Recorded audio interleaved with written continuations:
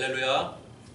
네, 오늘도 거룩하고 복된 주일, 비록 또 이렇게 3주째 비대면으로 여러분 각자 또 있는 곳에서 가정에서 영상으로 예배를 드리게 되지만 뭐 상황이 이런 거 어떻게 하겠습니까? 참 안타까운 상황. 우리가 이를 위해서 많이 기도하고 교회가 사실 좀 모여서 같이 얼굴 바라보면서 주님 찬양하면서 이렇게 예배를 드려야 되는데 지금 피치 못할 사정으로 그렇게 예배를 드리고 있는 상황에 대해서 서로가 또 이해를 하고 또 더욱더 하나님을 향한 그 마음으로 비록 교회에 있지는 않지만 여러분 각자 있는 곳에서 온 마음과 중심을 들여서 하나님 앞에 예배드리는 그런 귀한 시간이 되기를 바랍니다. 제가 영상 촬영을 하고 영상을 보니까 참 굉장히 어색하더군요. 표정이 죽어 있는 것 같아요. 표정이. 근데 뭐 아무도 없는 상황에서 제가 뭐 이렇게 어떻게 바보같이 웃겠습니까? 쉽지는 않은데 그런 점 여러분도 감안해 주시고 또 영상을 통해서 또 이렇게 예배를 드릴 때 많은 은혜 받으시길 바랍니다. 오늘은 소신 있는 그리스도인 됩시다 라는 제목으로 말씀을 증거할 때 오늘도 많은 은혜 받으시길 바랍니다.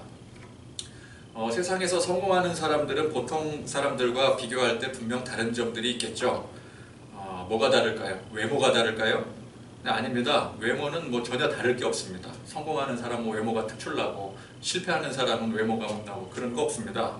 뭐 학벌이나 자라온 환경, 배경이 남들보다 탁월합니까? 그렇게 생각할 수도 있겠지만 사실 그렇지도 않습니다.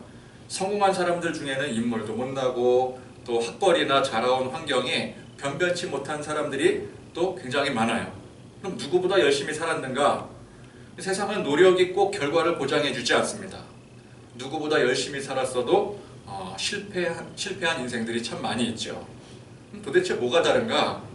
여러 가지 다른 점들이 있겠지만 안목이 다르다라고 봅니다. 안목.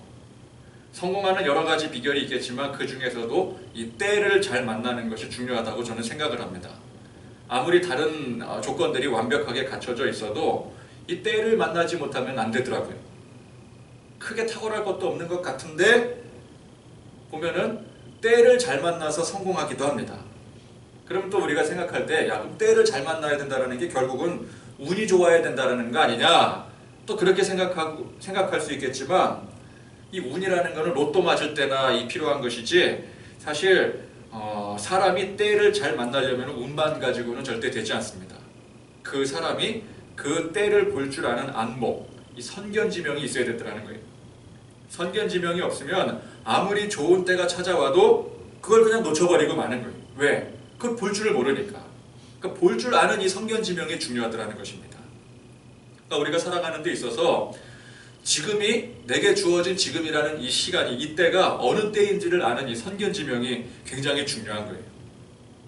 이 부동산으로 부자가 되는 것도 그렇고 또 주식으로 부자 되는 것도 그렇지 않겠습니까? 때를 잘 잡아야 되죠. 빌 게이츠가 한때 부동의 세계 넘버원 갑부로 지금도 물론 손가락 안에 꼽히는 갑부이지만 지금 은퇴를 했기 때문에 부동의 1위를 찍진 않지만 한동안은 부동의 1위 갑부 아니었겠습니까? 근데 그렇게 된 계기가 마이크로소프트의 창업과 또 이후의 대성공 때문이었습니다. 근데 이 빌 게이츠를 가만히 보면은 그가 프로그래머로서 1인자는 아니었습니다. 그쪽으로는 그의 동료가 1인자였습니다. 그렇다고 해서 경영 쪽에 또 1인자였는가? 그것도 아니었더라는 거예요.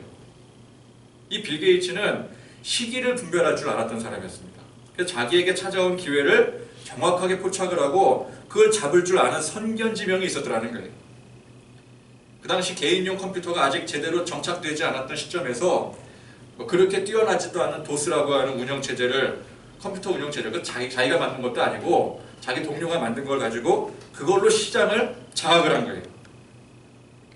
그러니까 남들은 이렇게 보다 완성도 높은 프로그램 만들겠다고 씨름하는 그때에 빌 게이츠는 지금은 시장 선점이 무엇보다 중요하다.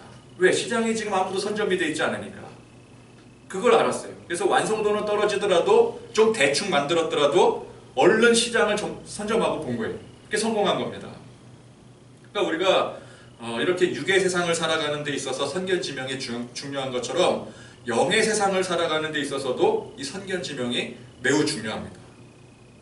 여러분, 기독교가 어떤 종교입니까? 기독교는 때를 기다리는 종교입니다. 구약시대에는 메시아의 때를 기다렸고요. 지금은 예수님의 다시 오실 때를 기다리고 있는 것입니다. 그러니까 때를 알고 때를 기다릴 줄 아는 이 선견지명이 중요할 수밖에 없는 거예요. 그래서 예수 믿는 우리들은 지금이 어느 때인가를 명확히 알아야 됩니다. 지금이 어느 때입니까? 세상에서 성공과 번영을 누리며 놀고 먹고 즐기고 그럴 때입니까?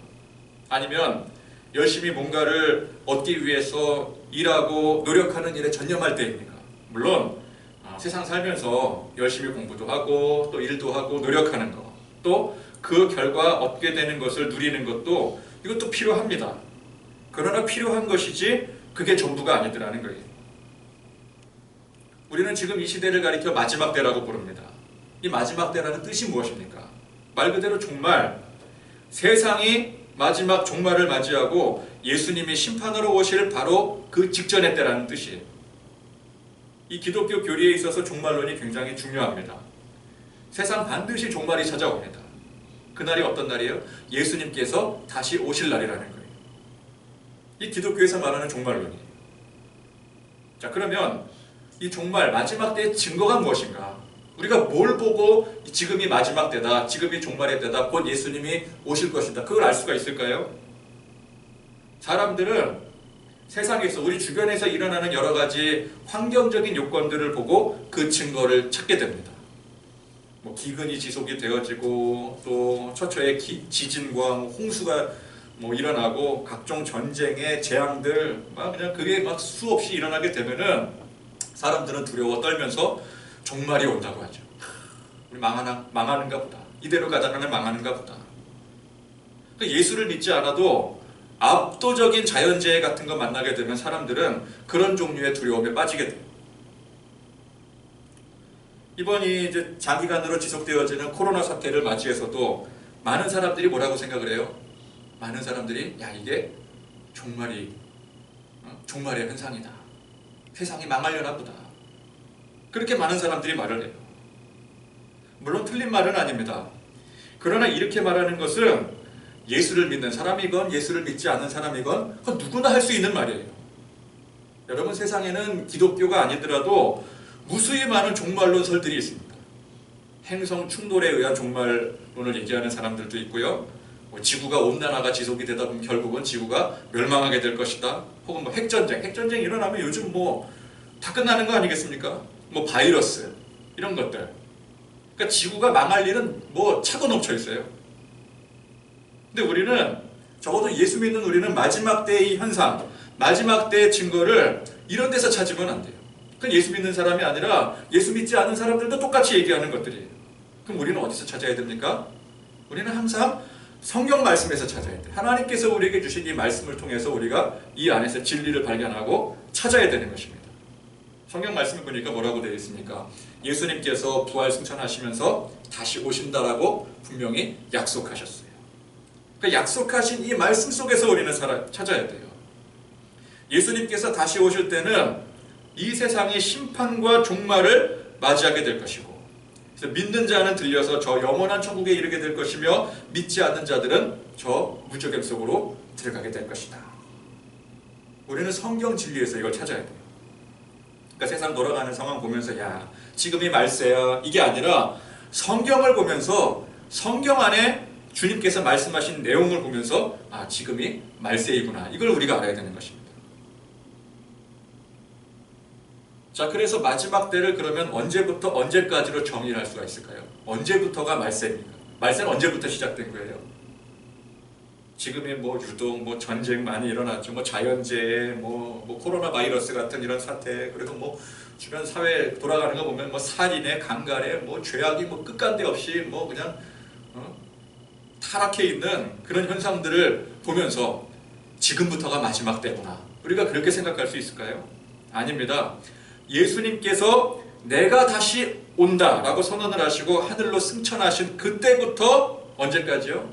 예수님이 약속대로 다시 오시는 그날까지가 마지막 때인 거예요. 그러니까 우리 성경을 통해서 알아야 돼. 성경을 통해서.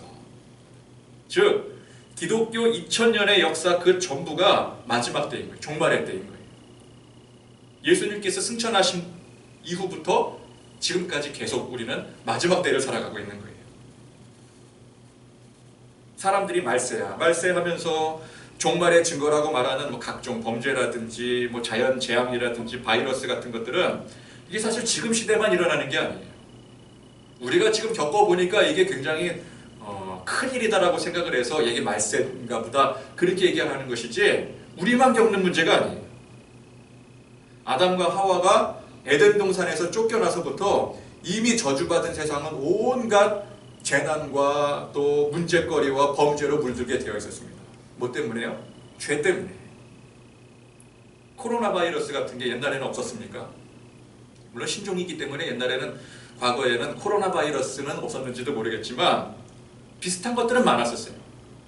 그러니까 우리가 지금은 이미 정복해서 아무 문제가 되지 않는 그런 질병들이 과거에는 지금의 코로나 바이러스와 같은 것들이었습니다.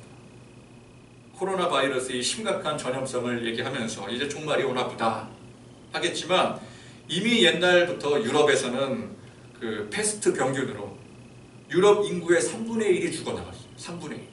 여러분 지금 만약에 이 코로나로 3분의 1이 죽는다고 생각을 해보세요. 코로나 걸린 사람들 아니 뭐 그 우리나라에 3분의 1이 코로나 때문에 죽는다고 생각을 해보세요.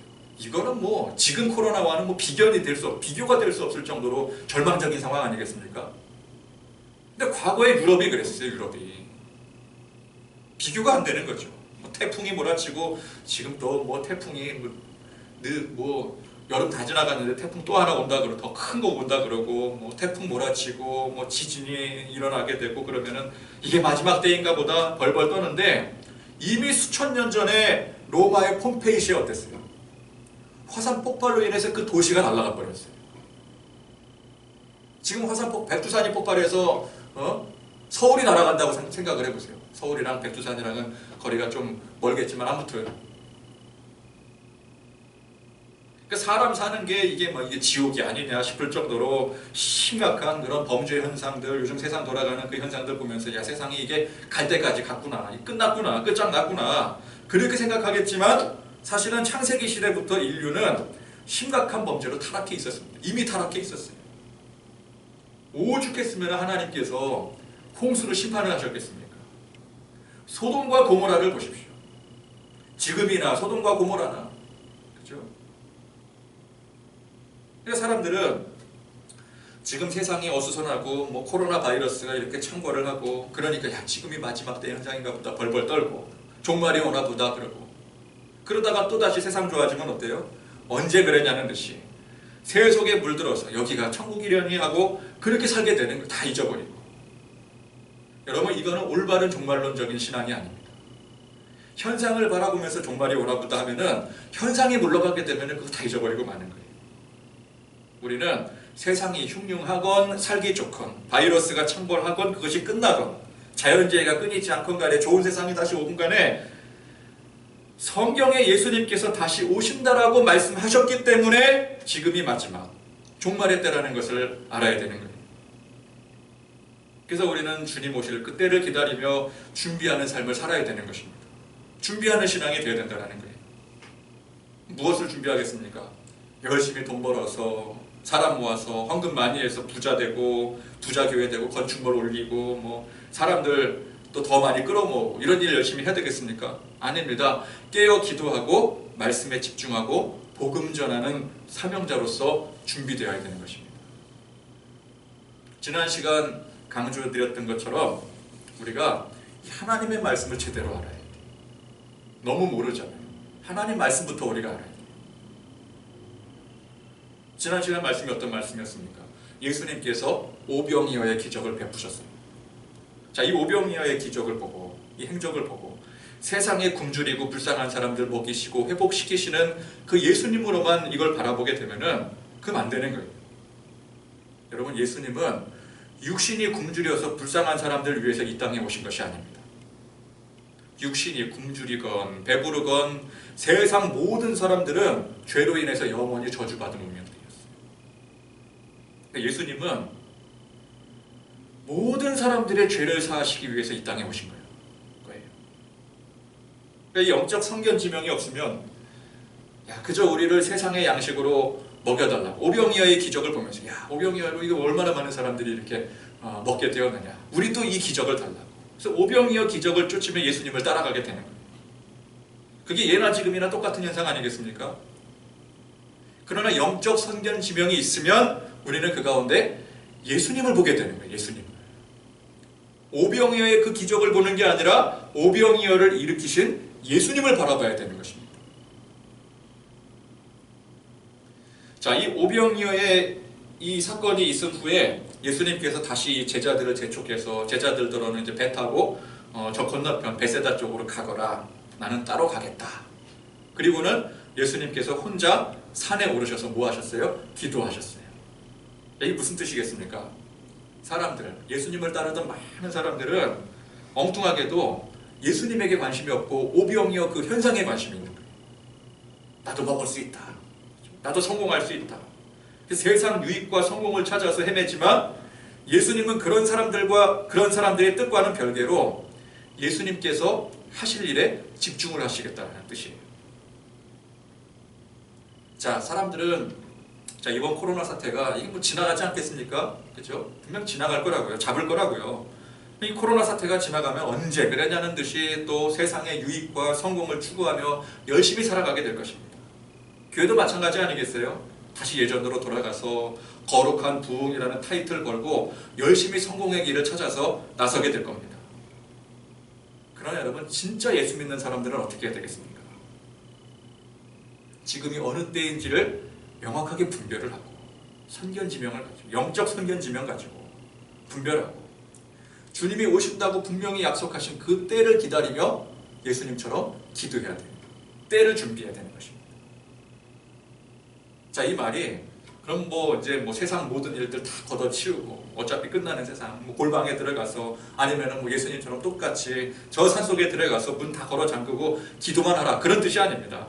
세상을 우리가 살아가지만, 우리도 열심히 세상을 살아가지만 이 세상에 대한 분별력이 흐려져서 세상 사람들과 똑같이 생각하고 똑같은 목적을 추구하며 살면은 안 된다라는 거예요.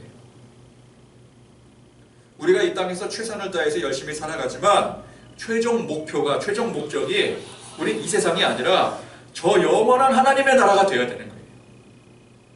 예수님을 향한 소망이 되어야 되는 것입니다. 세상에서 구별된 하나님의 백성의 삶을 살아야 되는 거예요. 구별됨이라는 게 뭐예요? 똑같이 세상을 살아가지만 그 가운데 하나님의 백성으로서의 분명히 다른 점들이 있는 거예요. 구별되었기 때문에 분명히 사는 방식이 달라져요.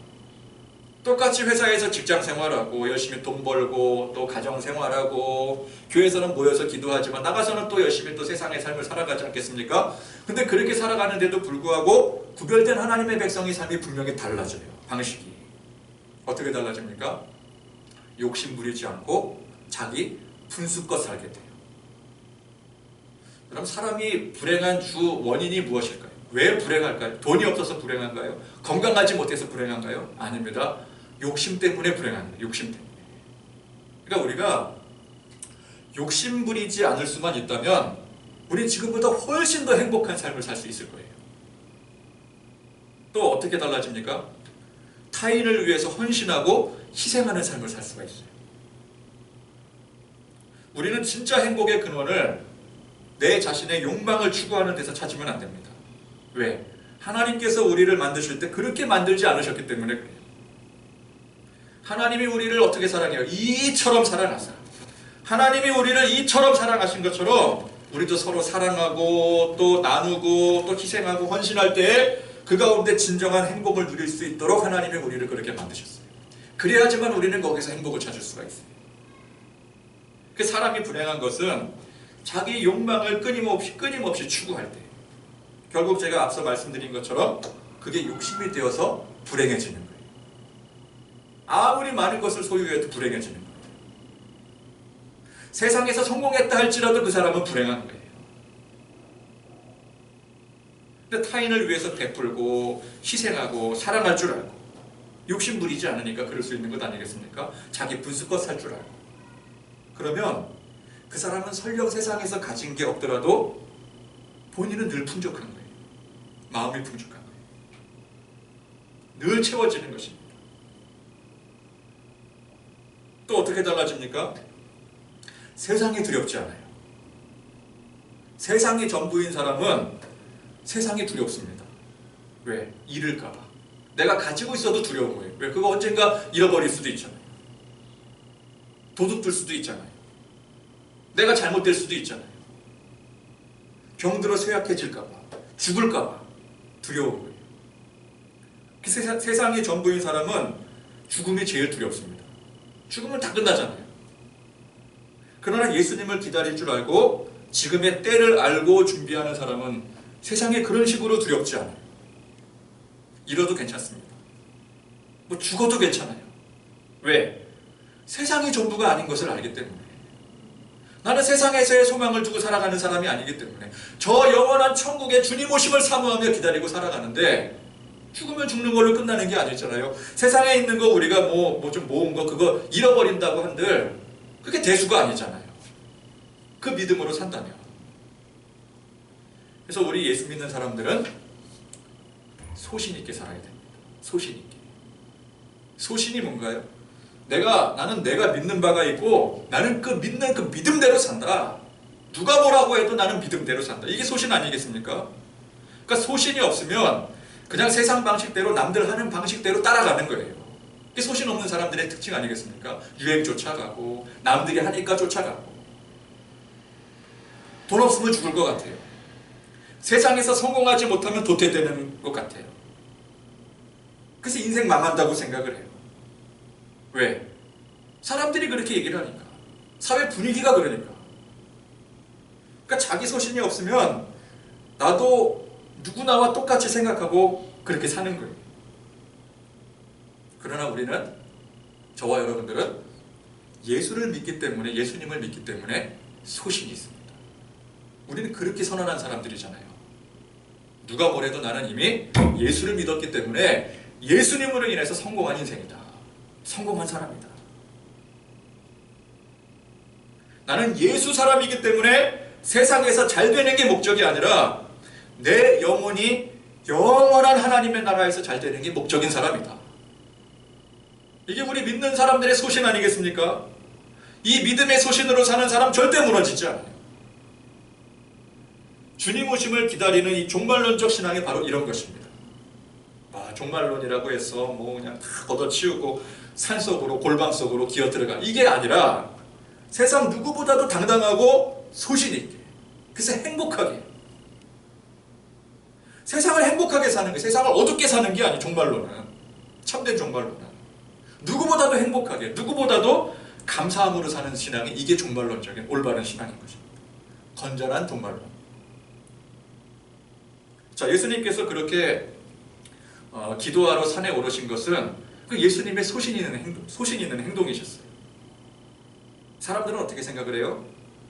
예수님이 산으로 들어가실 게 아니라 세상으로 나와서 자꾸만 나오셔야 돼. 그래서 나와서 더 큰 기적을 베풀어 주시고 더 많은 사람들에게 알려지고 그래서 인기를 끌어서 영광스러운 지도자가 되기를 원하셨지만 예수님은 그 선언하시는 거예요. 나는 그거 아니다. 소신이 없으면 어떻게 돼요? 그렇지. 사람들이 그렇게 말하는, 사람들이 좋아하는데 그 인기를 따라 유행에 따라 사람들 쫓아 세상으로 나가는 거예요. 근데 예수님은 이 소신이 있으셨기 때문에 나는 안 한다. 너희들 생각과 내 생각은 다르다. 나는 내가 분명히 해야 될 일을 한다. 과감하게 다 털어버리시고 어디로 들어갈까요? 산으로 들어가시는 거예요. 근데 사람들을 비롯해서 특히 예수님 곁을 따라다녔던 제자들은 아직까지 그런 소신이 없었어요. 자, 예수님께서 너희들 먼저 배 타고 건너가라. 그래서 이제 배를 타고 건너가는데 한밤중이 되니 거센 풍랑이 이 갈릴리 호수에 일게 됩니다. 갈릴리는 제가 전에도 말씀드렸지만 엄연히 호수입니다. 그러나 그 사이즈가 워낙 거대하기 때문에 이 바다와 똑같아요. 그래서 풍랑이 일면 바다처럼 거세집니다. 이 제자들이 두려워 떨며 풍랑 가운데 노를 저었어요. 저는 이 갈릴리의 이런 모습이 오늘 우리가 사는 이 세상과 똑같다고 생각을 합니다. 평소에 잔잔할 때는 어부들이 고기를 잡으면서 그 풍요로움을 누리게 되죠. 그러다가 거센 풍랑이 일 때는 두려움에 빠져서 좌절하고 절망하고 다 포기하고 마는 거예요. 이게 딱 우리가 사는 이 세상의 모습 아니겠습니까? 지금 뭐 이렇게 어렵고 힘들 때는 다 끝난 것처럼 뭐 자포자기하고 뭐 세상이 종말이 왔다 그러다가 또 뭐 이게 또 다 해결이 되고 또 회복이 되고 또 좋은 일 생기면 언제 그랬냐는 듯이 또 풍요로움을 누리고 또 욕심 부리고 사는 바로 그런 모습이에요.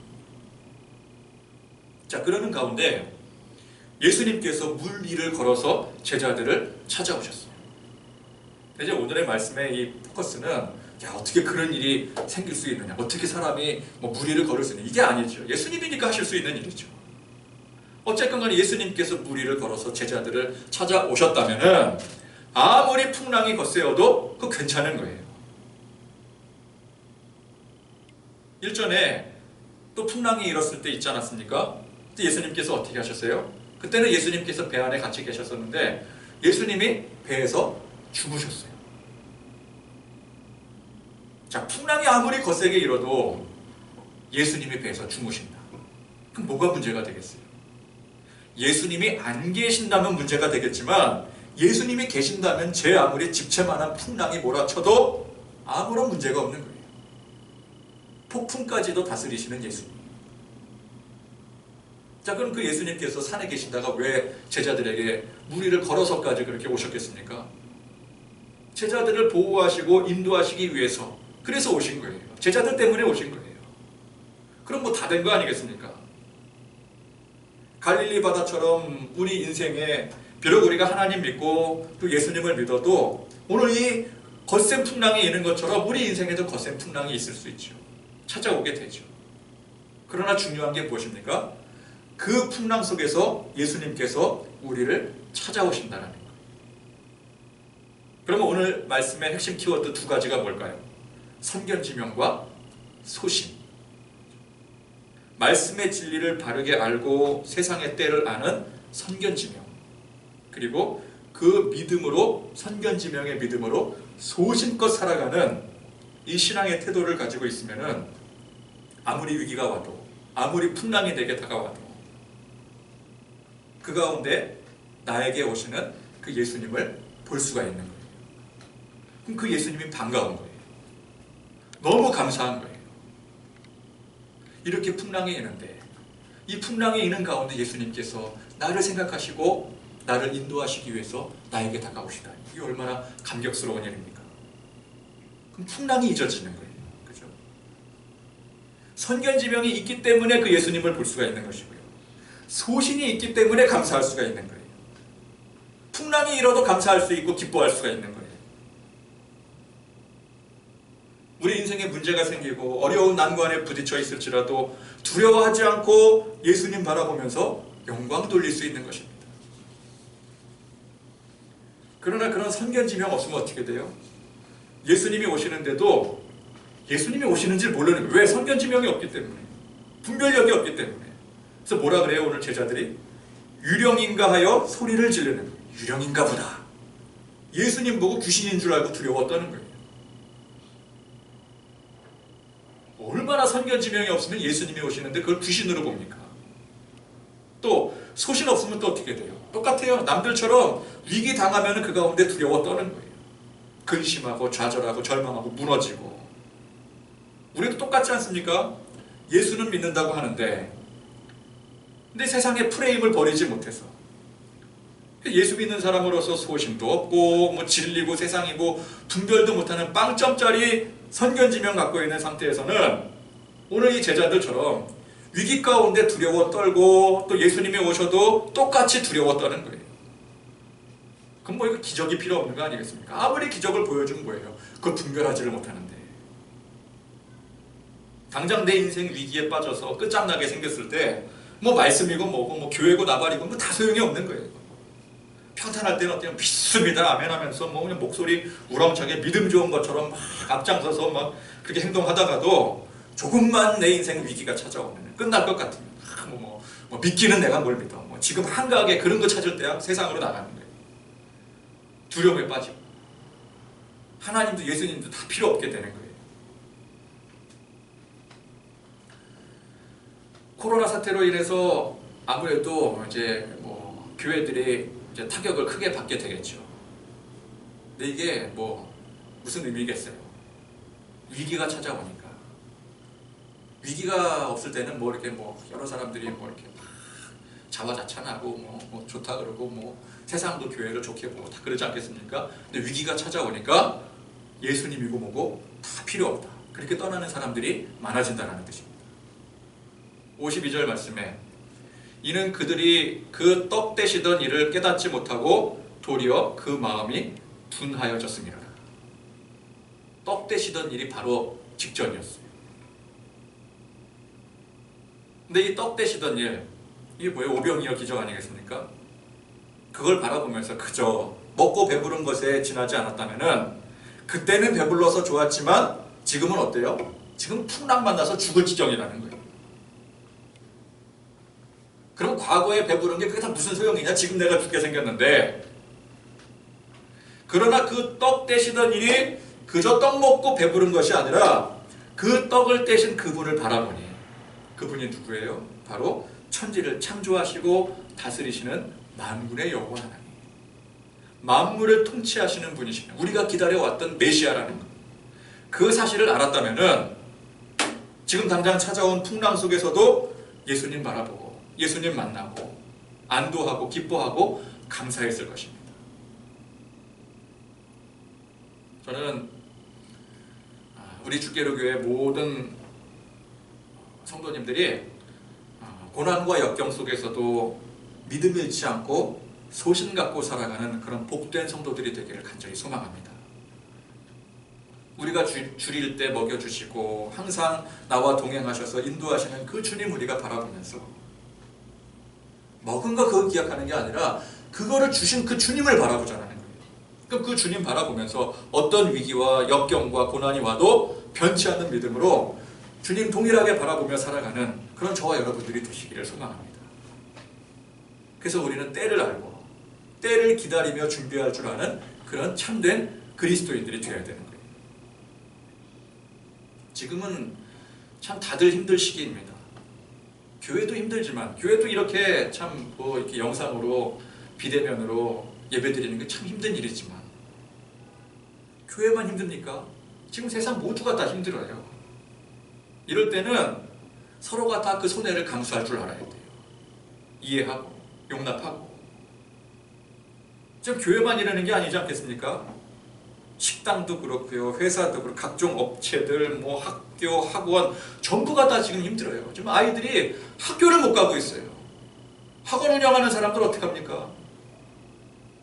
근데 왜 교회는 그렇게 유독 억울하다고 반발하면서 불만이 끊이질 않을까요? 저한테도 카톡에 맨날 오는 이 카톡 문자가 뭐 교회 뭐 권리를 뭐 침해당했다 그러고 뭐 이래서는 안 된다 그러고 뭐 그런 글들이 그냥 하루에도 뭐 몇 통씩 와요. 여러분 교회가 사실 이럴 때일수록 오히려 더 세상을 위해 헌신하고 희생해야 될 때 아니겠습니까? 근데 욕망에 사로잡혀서 그걸 끊지 못하니까 내가 손해본 거, 우리가 손해본 거 그것만 보이는 거예요. 우리가 어떤 사람들입니까? 교회가 어떤 곳입니까? 세상에서 유익을 찾고 성공 신화를 쫓는 것이 이게 교회입니까? 그게 우리 삶의 본질인가요? 그게 본질이라고 한다면 우리는 지금의 이 고난을 통해서 안절부절 못하는 게 이게 당연한 일이에요. 왜? 많은 걸 잃었으니까. 그러나 우리는 이 세상에서의 유익을 쫓지 않고 세상에서의 성공을 바라보며 사는 사람들이 아닌 줄 믿습니다. 그런 교회가 아닌 줄 믿습니다.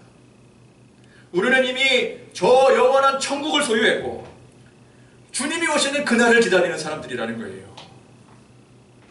그런데 무슨 미련이 남아있겠어요? 가만히 놔둬도 세상은 교회를 핍박합니다.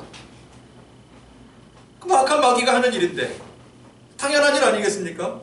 하나님의 교회가 세상에서 부흥하려고 하는, 세상에서 일어나려고 하는데 악한 마귀가 그냥 두겠느냐라는 거예요. 당연한 일이죠. 그거 가지고 뭐 그렇게 뭐 얼굴 빨개져서 지금까지는 안 그랬는데 우리한테 지금 이럴 수가 있겠느냐? 그럴 필요가 없는 거예요. 무슨 미련이 남아 있어요. 때를 분별할 줄 알고 우리 믿음의 소신을 굳게 지켜서 정말 주님을 기쁘시게 해드리는 그런 하나님의 백성들 되시기를 간절히 소망합니다. 역경과 고난 속에서도 감사할 줄 알고, 그래서 하나님 앞에 영광 돌리고, 또 지금 다 어려운 상황에서 어려운 시대를 살아가고 있는 이 현실 속에서 희생할 줄 알고, 헌신할 줄 알고, 사랑을 나눌 줄 알고, 그렇게 진짜 하나님의 거룩하고 복된 백성들, 그런 교회가 될 수 있기를 간절히 축원드립니다. 기도하겠습니다. 하나님 아버지, 감사와 찬양 영광 높여드립니다. 말씀 속에서 진리를 발견하고 또 깨닫고 또 그 말씀대로 실천하며 살아가는 우리 하나님의 거룩하고 복된 백성들 될 수 있도록 인도하여 주시옵소서. 지금 다 어려운 시기인데 이럴 때일수록 우리가 선견지명 가지고 지금이 어느 때인지를 명확하게 분별하여 알고, 이 성경 말씀이, 이 진리가 우리에게 무엇을 가리키고 있는지를 알고, 그래서 이 마지막 때에 예수님 오심을, 주님 오심을 기다리며 소망하며 인내하며 오히려 감사함으로 기뻐하며 영광 돌리며 살아가는, 또 사랑으로 희생하고 나눌 줄 아는 그런 하나님의 백성들 되고 또 교회가 될 수 있도록 인도하여 주시옵소서.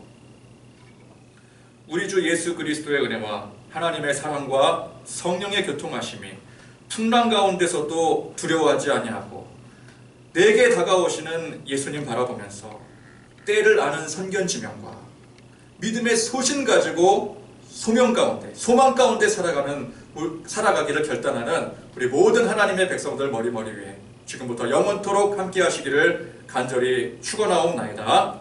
아멘.